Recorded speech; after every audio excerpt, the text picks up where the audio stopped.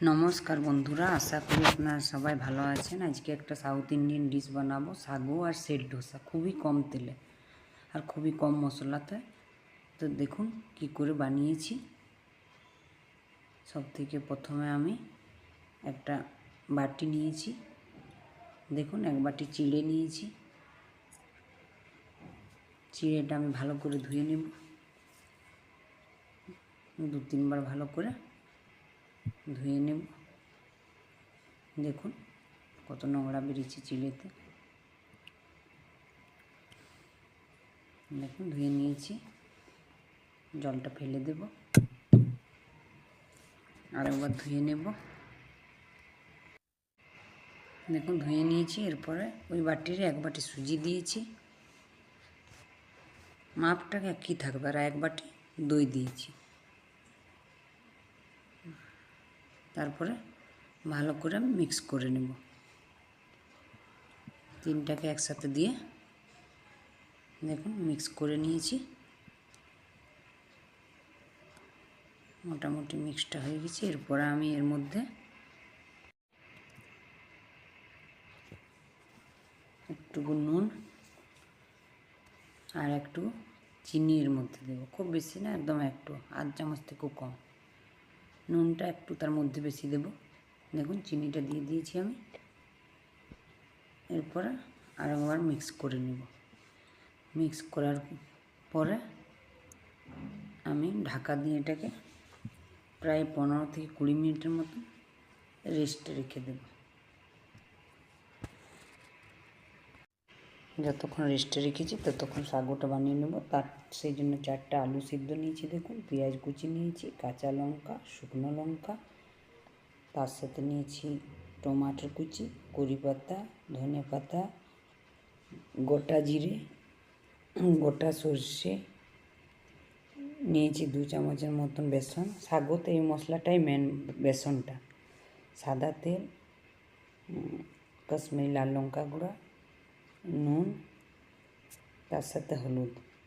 এটা সেরকম কোনো মশলা লাগে না। সব থেকে প্রথমে আমি একটা কড়াই নিয়েছি, দেখুন গ্যাসটা জ্বালিয়ে নিয়েছি, গরম হয়ে গেছে। এটাতে একদম সামান্য তেল দেবো, দেখুন একদম একটু তেল দিয়েছি। দেখুন তেলটা গরম হয়ে গেছে। এরপর এর মধ্যে আমি একটু সর্ষে দেব আর গোটা জিরে, তার সাথে দেব একটা শুকনো লঙ্কা, একটা কাঁচা লঙ্কা, তার সাথে আমি দিয়ে দেব পেঁয়াজ কুচিগুলো। পেঁয়াজ কুচিগুলো দেওয়ার পরে খুব বেশি ভাজার দরকার নেই, হালকা নেড়ে নিলে হবে। দেখুন নেড়ে নিচ্ছি, আঁচটা মিডিয়ামে রেখেছি আমি। এরপরে এর মধ্যে আমি আলুটা চটকে নিয়ে দেবো। এটা আলুটা কাটার দরকার নেই, এরকম চটকে চটকে দিয়ে দিলেই হবে। দেখুন আলুটা দিয়ে দিয়েছি, এরকম করে দিয়ে দিবেন আলুটা। এই সাগুটাতে আলুটা এরকম করে দিলে ভালো লাগে। আলুটা দেওয়ার পরে একটু নেড়ে নেব আমি। দেখুন নেড়ে নিয়েছি। এরপরে টমাটোর কুচিটা দিয়ে দেবো এর মধ্যে। তারপরে কারি পাতাটাও দিয়ে দেবো। আপনারা চাইলে কারি পাতাটা তেলেও দিতে পারেন, তেলে দিই না এই জন্যে একটু পুড়ে যায় কারি পাতাটা, গন্ধটা অন্যরকম হয়ে যায়, সেই জন্য আমি এই সময় দিলাম।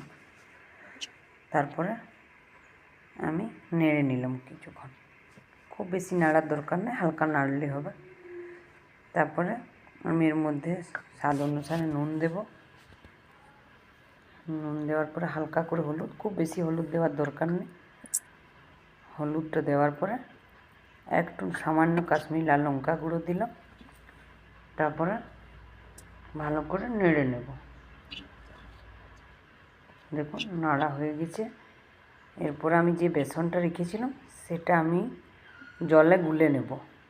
সাগুতে কিন্তু বেসনটা একদম দিতেই হবে, বেসনটা না দিলে টেস্ট হয় না সাগুতে। দেখুন বেসনটা আমি গুলে রেখেছিলাম, সেটাও এর মধ্যে দিয়ে দিলাম, একটু সামান্য জল দিলাম। জল দিয়ে আমি ভালো করে নেড়ে নেব। আঁচটা কিন্তু এই সময় হাই ফ্লেমে রাখবেন। দেখুন নেড়ে নিয়েছি, দেখুন হয়ে গেছে। এরপরে এর মধ্যে আমি জল দেব, হালকা গরম জল দিচ্ছি। দেখুন জলটা দিয়ে দিয়েছি। এরপরে এটাকে আমি 5 থেকে 7 মিনিটের মতন হাই ফ্লেমে ফুটতে দেব। দেখুন আর একটু জলটা দেবো, একটু গাঢ় লাগছে। দেখুন দিয়ে দিয়েছি, এরপরে ফুটতে দেব। দেখুন সাগুটা হয়ে গেছে, এটা আর একটু গাঢ় হয়ে যাবে, আমি গ্যাসটা বন্ধ করে দেবো। তার আগে আমি ধনা পাতাটা দিয়ে দেবো। ধনা পাতাটা একটু বেশি করে দেবেন, স্বাদটা খুব ভালো হয়। দেখো কোনো রকম মশলা, কোনো রকম তেল দিলে সেরকম একটু তেল দিয়েছি, এটা খুব ভালো লাগে। একবার বানিয়ে দেখবেন, সে ধোসা দিয়ে খুব ভালো লাগে, বা সে ধোসা না হলে লুচি দিয়েও ভালো লাগে খেতে এটা। দেখুন ঢাকা দিয়ে রেখেছিলাম প্রায় 15-20 মিনিট। যদি আপনাদের কাছে সময় না থাকে তো 5 মিনিটের মতন ঢাকা দিলেও হবে। আমার কাছে সময় ছিল বলে আমি ঢাকা দিয়ে রেখেছিলাম। এরপরে এটাকে আমি মিক্সির জারে ঢেলে নেব, আর 1 বাটির মতন জল দেব। জল দেওয়ার পরে বেটে নেব। দেখুন জল দিয়ে দিয়েছি, যে বাটিতে আমি চিড়ে সুজি নিয়েছিলাম সেই বাটিতে 1 বাটি আমি জল দিয়ে দিলাম।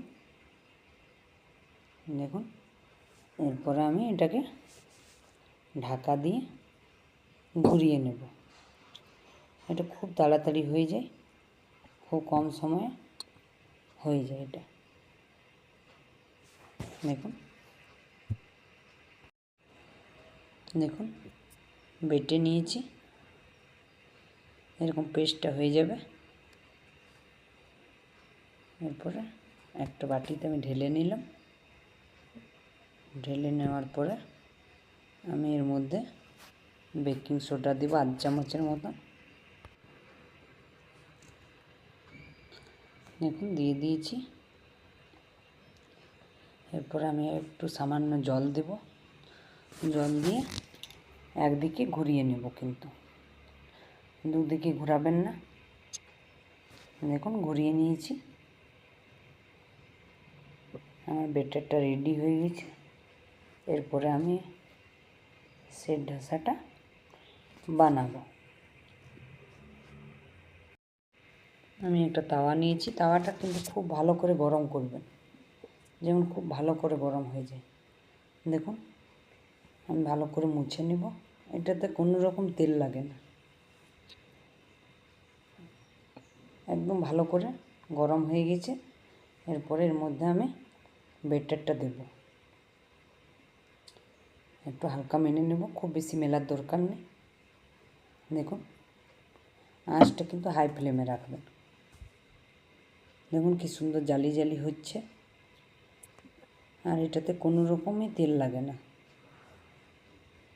দেখুন